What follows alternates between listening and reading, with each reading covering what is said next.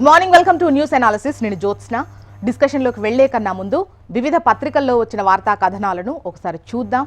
తెలంగాణ వార్తా పేపర్స్ చూసినట్టయితే ముందుగా ఈనాడులో ఏ కథనాలు ఉన్నాయో ఒకసారి చూసేద్దాం.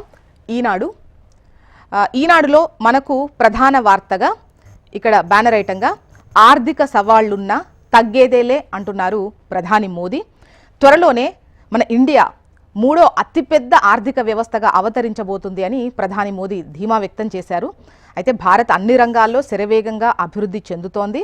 అందుకు ఈ ఆర్థిక సంవత్సరం తొలి త్రైమాసికంలో సాధించిన జీడిపి గణాంకాలే ఎగ్జాంపుల్గా ఉన్నాయి అని చెప్పేసి ఆయన అన్నటువంటి విషయాన్ని ఇక్కడ హైలైట్ చేస్తూ, అయితే నిన్న ఢిల్లీలో యశోభూమిలో సెమికాన్ ఇండియా 2025 సదస్సు ప్రారంభించిన తర్వాత ఆయన మాట్లాడుతూ, ఏప్రిల్ జూన్లో 7.8% వృద్ధి సాధించాం.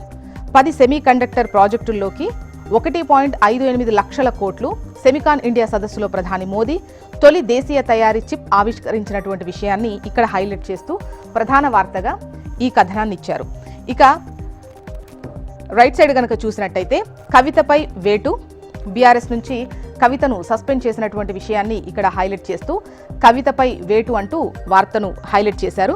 అధినేత కేసీఆర్ సంచలన నిర్ణయం తీసుకున్నారు. అయితే పార్టీకి నష్టం కలిగించే విధంగా ఆమె వ్యవహార శైలి ఉంది.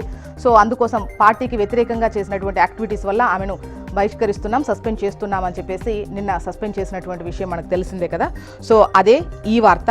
అయితే పార్టీ ప్రాథమిక సభ్యత్వానికి అదేవిధంగా ఎమ్మెల్సీ పదవికి ఇవాళ ఆమె రాజీనామా చేసేటువంటి యోచనలో ఉన్నారు. ఆ తర్వాత భవిష్యత్ కార్యాచరణ ఏ విధంగా ఉండబోతుంది అని ప్రకటించే ఛాన్సెస్ ఉన్నాయి. మేబీ ఇవాళ రాజీనామా తర్వాత ప్రెస్ మీట్ పెట్టేటువంటి ఛాన్సెస్ ఉన్నాయి.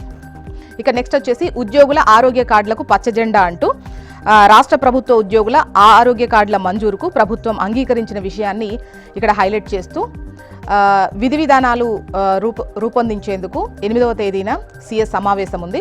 ఉపాధ్యాయుల సమస్యల పరిష్కారానికి ప్రత్యేక సమావేశం ఉంటుంది. మంత్రివర్గ ఉపసంఘం హామీ ఇచ్చిందని ఉద్యోగ ఐకాసా నేతలు వెల్లడించారు. 8 నుంచి బస్సు యాత్ర, అక్టోబర్ 12న చెలో హైదరాబాద్ వాయిదా వేస్తున్నట్లు నిన్న ఉద్యోగ సంఘాలు ప్రకటించిన విషయాన్ని ఇక్కడ హైలైట్ చేశారు. ఉద్యోగ ఐకాసా ప్రకటించింది. నెక్స్ట్ వచ్చేసి ఆంధ్రజ్యోతికి వెళ్దాం. ఆంధ్రజ్యోతిలో ఇక్కడ కవితను సస్పెండ్ చేసిన విషయాన్నే ప్రముఖంగా ప్రచురిస్తూ ఆంధ్రజ్యోతి మనకు బ్యానర్ ఐటమ్ ఇచ్చింది. పుట్టిల్లు పొమ్మంది. బీఆర్ఎస్ నుంచి కవిత సస్పెన్షన్ వేటు, ఆమె పార్టీ వ్యతిరేక చర్యలకు పాల్పడుతున్నారు. కవిత తీరుతెన్నులు పార్టీకి నష్టం కలిగిస్తున్నాయి.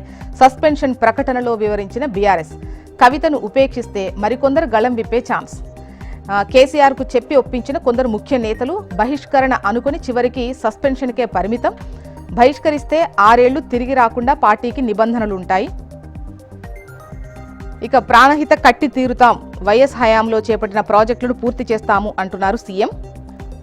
తుమ్మిడిహట్టి బ్యారేజ్, ఎస్ఎల్బీసీ టన్నెల్ను నిర్మిస్తాం. రైతాంగానికి సాగునీరు, ప్రజలకు తాగునీరు అందిస్తాం. వైఎస్ పూర్తితోనే సంక్షేమ పథకాలు అమలు చేస్తున్నాం. సమకాలీన రాజకీయాల్లో అధికారం ఉన్నప్పుడే మిత్రులు, అధికారం పోయాక మాయమవుతారు. కేవీపీ అలా కాదు, వైఎస్కు పదవులు లేని సమయంలోనూ తోడుగా ఉన్నారు. కేవీపీలా ఉంటామంటూ నా దగ్గరకు కొందరు వస్తున్నారు. మొదటి వారం రమ్మంటే 2వ వారం అంతా నాదే అంటున్నారు. వైఎస్ స్మారక పురస్కార సభలో సీఎం రేవంత్ రెడ్డి మాట్లాడిన విషయాలను ఇక్కడ హైలైట్ చేశారు. ఇక కాళేశ్వరంపై విచారణ జరపండి, సిబిఐకి సమ్మతి, సర్కార్ జీవో. కేసీఆర్ హరీష్లపై వచ్చే నెల 7 వరకు చర్యలొద్దు అని చెప్పేసి హైకోర్టు ఆదేశించినటువంటి విషయం. కేసీఆర్ను బద్నాం చేసే కుట్ర చేస్తున్నారు, అందుకే ఈ ఎంక్వైరీస్ అని బీఆర్ఎస్ శ్రేణులు ఏదైతే ఆందోళనలు వ్యక్తం చేస్తున్నారో అవన్నీ కూడా రీల్స్ రూపంలో మీరు చూసేయచ్చు. నెక్స్ట్ వచ్చేసి నమస్తే తెలంగాణ. ఇక్కడ మనకు ప్రధాన వార్తగా నిన్న హైకోర్టు ఏదైతే ప్రస్తుతానికి ఈ కాళేశ్వరానికి సంబంధించి సిబిఐ ఎంక్వైరీ ఏదైతే ఉందో ఆ చర్యలు ఇప్పటికి తీసుకోవద్దు అని సూచించిన విషయాన్ని ఇక్కడ హైలైట్ చేస్తూ ఘోష్ నివేదిక ఆధారంగా సిబిఐ దర్యాప్తు చెయ్యొద్దు, అక్టోబర్ 7కు వాయిదా వేసింది విచారణను. సో అప్పటి వరకు ఎటువంటి చర్యలు తీసుకోవద్దు అని చెప్పారు. సో అదే ఇక్కడ హైలైట్ చేస్తూ టాప్ ఐటంగా ఇచ్చారు. కమిషన్ రిపోర్ట్పై చర్యల అమలును ఆపండి, రాష్ట్ర ప్రభుత్వానికి హైకోర్టు మధ్యంతర ఉత్తర్వులు. ఎన్డీఎస్ఏ నివేదిక ఆధారంగానే సిబిఐ దర్యాప్తు, న్యాయస్థానానికి వెల్లడించిన అడ్వకేట్ జనరల్. పిటిషనర్ల ప్రతిష్టకు భంగం వాటిల్లబోదన్న మీ హామీకి భిన్నంగా జరిగితే కోర్టు పరిధిలోకి వస్తుంది, రాష్ట్ర ప్రభుత్వానికి హైకోర్టు ధర్మాసనం హెచ్చరిక. కేసీఆర్ హరీష్ పిటిషన్స్పై వాడివేడిగా వాదనలు, తదుపరి విచారణ అక్టోబర్ 7కు వాయిదా. ఇక బీఆర్ఎస్ నుంచి కవిత సస్పెన్షన్, పార్టీ వ్యతిరేక కార్యకలాపాలకు పాల్పడుతున్నందుకు ఆమెపై వేటు, నిర్ణయం తీసుకున్న బీఆర్ఎస్ అధినేత కేసీఆర్ అంటూ ఈ వార్తనిచ్చారు. ఇక మోదీ చేతికి రేవంత్ అధికారం అంటూ రాష్ట్ర పోలీసులతో కాకుండా కేంద్ర ఏజెన్సీలతో విచారణ, హోంశాఖ తానే చూస్తున్నా పోలీసులపై నమ్మకం లేదా అన్నటువంటి ఒక క్వశ్చన్ ఇస్తూ రాష్ట్ర ప్రభుత్వ అధికారాన్ని కేంద్రానికి అప్పగిస్తున్న రేవంత్ రెడ్డి, మొన్న గొర్రెల పంపిణీ పథకం, నేడు కాళేశ్వరం అంటూ ఈ వార్తను హైలైట్ చేసింది నమస్తే తెలంగాణ. నెక్స్ట్ హన్స్ ఇండియా చూద్దాం. ఇక్కడ మనకు టాప్ ఐటంగా ప్రధాన వార్తగా కవిత సస్పెన్షన్కు సంబంధించే వార్తనిస్తూ బీఆర్ఎస్ సస్పెన్స్ కవిత అంటూ వార్తను హైలైట్ చేశారు. In a sensational new twist to the ongoing power tussle with in the party, the Bharat Rashtra సమితి on Tuesday suspended MLC Kavita for anti-party activities. And the next news, semiconductor drive will make India self-reliant. Pradhana Mantri, Prime Minister Narendra Modi has said that India is creating a robust semiconductor ecosystem which will make the nation self-reliant and globally competitive. Addressing the gathering after inaugurating the Semicon India 2025 in New Delhi on Tuesday, Modi highlighted that the global semiconductor market has already reached $600 billion and in the coming years it is expected to surpass $1 trillion. Modi may forgive RJD and Congress, but people of Bihar won't. PM on dead mother abused raw. KP వార్తా విశేషాల్లోకి వెళ్దాం. ఇక్కడ ఈనాడులో మనకు ప్రధాన వార్తగా చూసినట్టయితే logistics కేంద్రంగా రాష్ట్రం అంటూ వార్తను హైలైట్ చేసింది ఈనాడు.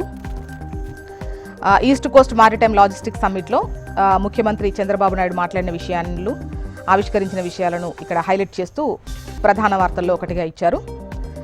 పోర్ట్ కార్గో హ్యాండ్లింగ్ కంపెనీల ప్రతినిధులతో భేటీ అయ్యారు. ఏసీఎఫ్ఐ ఏపీ చాప్టర్ను ఆవిష్కరించారు సీఎం. అంతర్జాతీయ ప్రమాణాలతో కూడినటువంటి ఈ లాజిస్టిక్స్ హబ్గా ఆంధ్రప్రదేశ్ను తీర్చిదిద్దేందుకు ప్రత్యేక కార్యాచరణ చేపడుతున్నాం.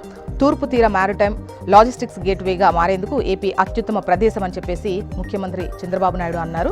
ఇక డిమాండ్ కంటే ఎక్కువ ఎరువులు అంటూ రైతులు ఆందోళన చెందొద్దు, రైతుల దగ్గరున్న ఉల్లి మొత్తం కొనాలి. వ్యవసాయ మార్కెటింగ్ శాఖల సమీక్షలో సీఎం చంద్రబాబు నాయుడు అధికారులను ఆదేశించినటువంటి విషయాన్ని ఇక్కడ హైలైట్ చేశారు. ఇక ఆర్థిక సవాళ్లున్నా తగ్గేదేలే అంటున్నారు ప్రధాని. ఏప్రిల్ జూన్లో 7.8% వృద్ధి సాధించాం. 10 సెమీకండక్టర్ ప్రాజెక్టుల్లోకి 1.58 లక్షల కోట్లు. సెమికాన్ ఇండియా సదస్సులో ప్రధాని మోదీ. ఇక ఆంధ్రజ్యోతి చూద్దాం. ఏపీ వార్తా విశేషాల్లో ఆంధ్రజ్యోతి విషయానికి వస్తే ప్రధాన వార్తగా తీరానికి హారం అంటూ లాజిస్టిక్ వేగా తూర్పు తీరం ఉంది అని చెప్పేసి సీఎం చంద్రబాబు నాయుడు నిన్న ఆ సదస్సులో చెప్పినటువంటి విషయాన్ని ఇక్కడ హైలైట్ చేస్తూ కథనాన్ని ఇచ్చారు. తూర్పు తీరం మారిటైమ్ లాజిస్టిక్ గేట్వేగా మారుతోంది. దీనికి ఏపీనే కేంద్రంగా ఉంటుంది. పొరుగు రాష్ట్రాల కార్గోను కూడా రాష్ట్రంలోని పోర్టుల ద్వారానే రవాణా చేసేటువంటి కార్యాచరణ రూపొందిస్తున్నాము అని చెప్పేసి ముఖ్యమంత్రి చంద్రబాబు నాయుడు ప్రకటించారు. రాష్ట్రంలో ప్రతి 50 కిలోమీటర్లకు ఒక పోర్టును ఏర్పాటు చేస్తామని వెల్లడించారు. ప్రతి పోర్టును రైల్, ఎయిర్, రోడ్డు మార్గాలతో అనుసంధానిస్తూ మాస్టర్ ప్లాన్ రూపొందించనున్నట్లు తెలిపారు. ఇక విశాఖపట్నంలోని నోవాటెల్ హోటల్లో నిన్న జిఎఫ్ఎస్టీ మారిటైమ్ గేట్వే సంయుక్తంగా నిర్వహించినటువంటి సదస్సులో ఆయన మాట్లాడారు. క్వింటా ఉల్లి 1200 అంటూ ప్రభుత్వ కొనుగోళ్లతో అన్నదాతల్లో ఆనందం. 3 రోజుల్లో 4,817 క్వింటాల కొనుగోలు. మార్కెట్కు పోటెత్తుతున్న పంట. వైసీపీ హయాంలో రేటు లేక పారబోసినటువంటి రైతులు ఇప్పుడు క్వింటా ఉల్లి వచ్చేసి 1200 అని చెప్పేసి వార్తను హైలైట్ చేస్తూ రైతులు ఆనందంగా ఉన్నారని చెప్తున్నారు. ఎయిర్ ఇండియా విమానాల్లో వృద్ధులకు రాయితీ. అంతర్జాతీయ సర్వీసుల్లో 10%, దేశీయ సర్వీసుల్లో 25% దాకాట. గడువు విధించే అధికారం కోర్టులకు ఉందా? మేం గడువు విధించినా గవర్నర్లు పాటించకపోతే వీలైనంత త్వరగా బిల్లుల్ని ఆమోదించాలని మాత్రమే రాజ్యాంగంలో ఉంది. కొన్ని ఉదంతాల ఆధారంగా గవర్నర్లకు, రాష్ట్రపతికి కాలపరిమితి నిర్దేశించలేం. అవసరమైతే కోర్టులున్నాయి, సుప్రీంకోర్టు. ఇక ఫైనల్గా సాక్షిలో వచ్చినటువంటి వార్తా కథనాలను చూసినట్టయితే ప్రధాన వార్తగా బ్యానర్ ఐటంగా ఏ పంటకు మద్దతు లేదు అంటూ బ్యానర్ ఐటంను సాక్షి ప్రచురించింది. రాష్ట్రంలో ఉల్లి, అరటి, చిని, మినుము రైతులు ధరలు లేక అల్లాడిపోతున్నారు. చంద్రబాబు సర్కారుపై మాజీ సీఎం వైఎస్ జగన్మోహన్ రెడ్డి ధ్వజం. యూరియా కొరతతో బ్లాక్ మార్కెట్లో అధిక ధరలకు కొనుగోలు చేస్తున్నటువంటి దుస్థితి. కమిషన్ల కోసం ప్రభుత్వ పెద్దలే బ్లాక్ మార్కెట్ను ప్రోత్సహిస్తున్నారు. ఆర్బీకేలు పిఏసీఎస్లకు యూరియా ఎందుకు కేటాయించడం లేదు? రైతన్నలకు 2 ఏళ్లకు గాను ఇవ్వాల్సిన పెట్టుబడి సాయం ఒక్కొక్కరికి 40,000. ఇప్పటి వరకు అన్నదాత సుఖీభవ కింద ఇచ్చింది కేవలం 5,000. వైఎస్ఆర్సీపీ హయాంలో ఉచిత పంటల బీమా అమలు చేశాం. చంద్రబాబు సీఎం అయిన తర్వాత దీన్ని పూర్తిగా ఎగ్గొట్టేశారు అంటూ వార్తను హైలైట్ చేసింది సాక్షి.